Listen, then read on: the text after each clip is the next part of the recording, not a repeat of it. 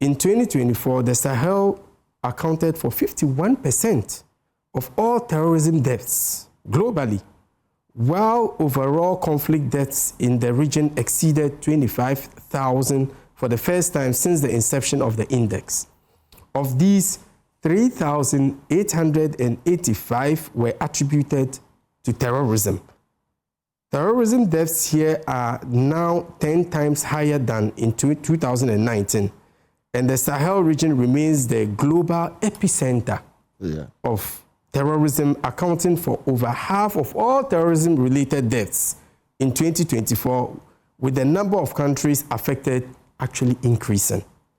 5 of the 10 countries most impacted by terrorism in this region. Although Burkina Faso remains the most affected country, both deaths and attacks declined, falling by 21% and 57% respectively. However, the country is still responsible for a fifth of all terrorism deaths globally. As a counter-terrorism specialist, Samson, I've done a lot of work in this area.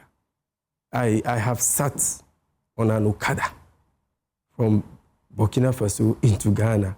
I have done a great deal of assessment in the area, and I have first-hand understanding of what is going on there.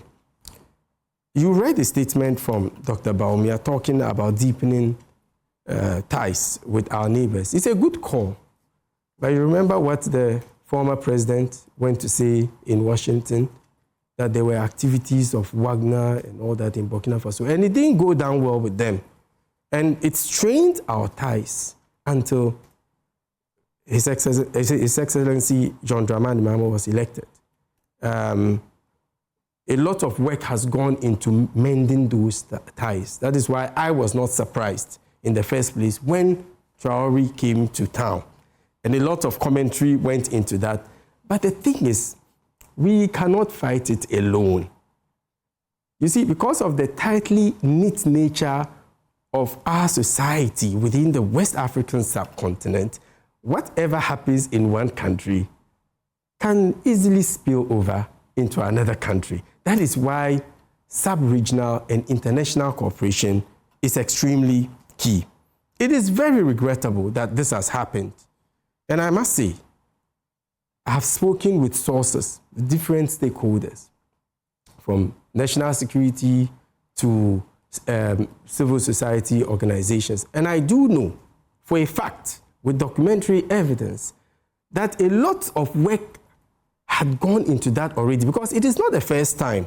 And I'm going to use this opportunity to correct a lot of misconceptions out there with no facts that they attacked Ghanaians. No, they didn't attack Ghanaians.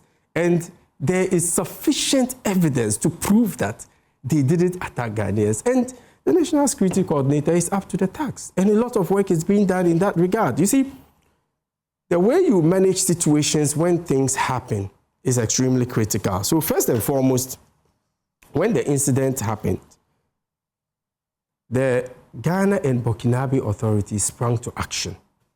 There was a visit to the Ghana consulate in Burkina Faso by the Deputy Burkina Faso Foreign Affairs Minister and the National Security Coordinator. Quickly, in partnership with the Ghana authorities, a befitting burial was organized in a marked grave for those who were killed. Those who were hurt were quickly evacuated to 37 Military Hospital. And those who survived, when they entered Ghana, were given both chaplain and psychological support. Logistic support was also given, and various stakeholders have in the past been engaged, including Tomato Sellers Association, the transport associations, on matters concerning their safety when they get out of jurisdiction, because like I indicated, it is not the first time. For example, in 2019, 2 Ghanaian drivers were killed in a terrorist attack close to the Burkina Faso-Mali border. The acting chairman of the Joint Association of Port Transport Union, one Alhaji Shamsu Baba Yaro, disclosed this to Ghana's media. The two Ghanaians were even named. One, Mohammed Mumin and Suleiman Garba. Also, two Ghanaians were killed in Mali some time ago near a town called Kalana, close to the border with Guinea. In 2023, for the first time, Jenin issued a threat through its propaganda media wing to Ghana over the repatriation of some Fulanis from Ghana. So this is not new. And I can say confidently with documentary proof that the national security and other stakeholders have been engaged repeatedly. There are letters to that effect. But sometimes these things happen. Unfortunately, what do you mean by have been engaged repeatedly? What does that mean? They have been engaged on certain protocols. You see, it is not everything you put out there. Sometimes you would have to target. You see, when you put it all out there, you might teach or show the terrorists how to change their So when you say they have been engaged, does that mean that gave us the opportunity to preempt this? Absolutely. So this could have been preempted? Like I indicated, okay, a lot was preempted in the past. It is very regrettable that this wasn't preempted. Yeah. Even though a lot of work, advisories were issued in the past, okay? And that area is quite... So that what?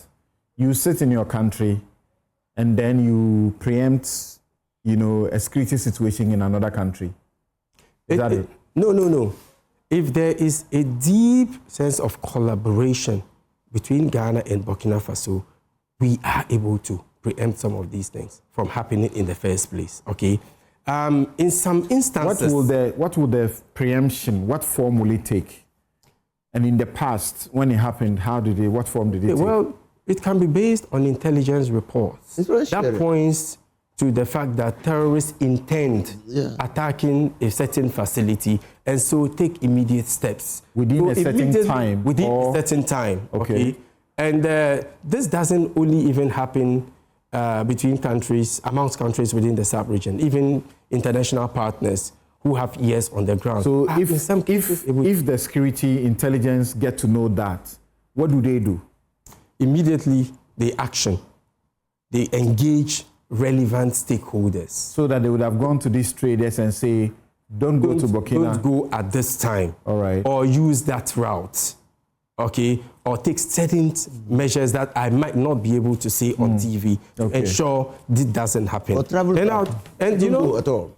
Samson, the thing is, because I come from a civil society background, I have a lot of information from Burkina Faso.